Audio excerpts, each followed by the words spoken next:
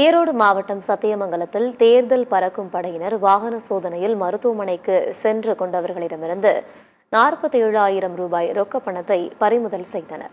இதற்கு எதிர்ப்பு தெரிவித்து பொதுமக்கள் வட்டாட்சியரிடம் வாக்குவாதத்தில் ஈடுபட்டனர்.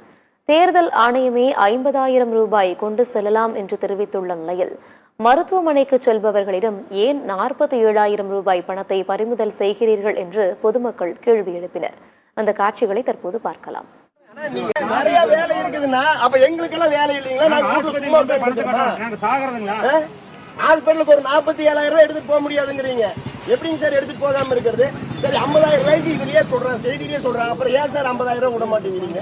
சரி வேண்டாம், அது ரவுண்ட் 50,000 ரூபாய் கூட இல்ல, 47,000 தானே இருந்தது.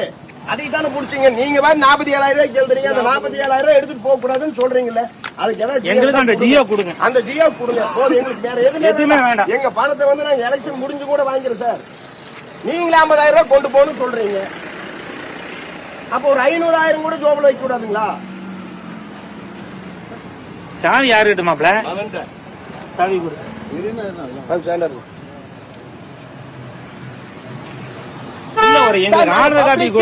நாங்க பப்ளிக் கேக்குற சொல்லுங்க. பப்ளிக் எங்களுக்கு ஜியோ கொடுங்க. அப்புறம் எப்படிங்க சார் ஹாஸ்பிட்டலுக்கு நாங்க எடுத்துட்டு போறது? அப்ப உங்களுக்கு 5,000 ரூபாய் கொடுத்து செத்தா பரவாயில்லையா?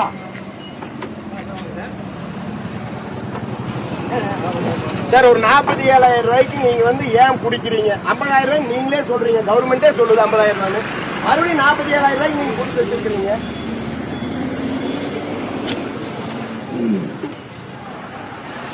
இதோட புள்ளேடு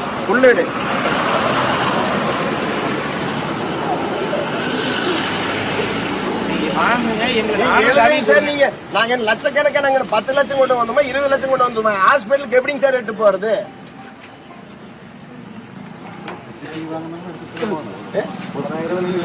ஆனா அதைத்தான் சொல்றேன். ஆனா நீங்க அவங்க ஜியோவே பாஸ் பண்ணது 50,000, 47,000 புடிச்சு நாம போடுறோம். பப்ளிக் கேட்கணும் சார், எங்க பப்ளிக் மட்டும் பதில் சொல்லுங்க. சொல்ல வேண்டாம். எங்கிட்ட அதிகாரம் இருக்குன்னு எதை வேணா பயன்படுத்தினா நாம அதுக்கு நாம ஏற்றுக்கொள்றோம்.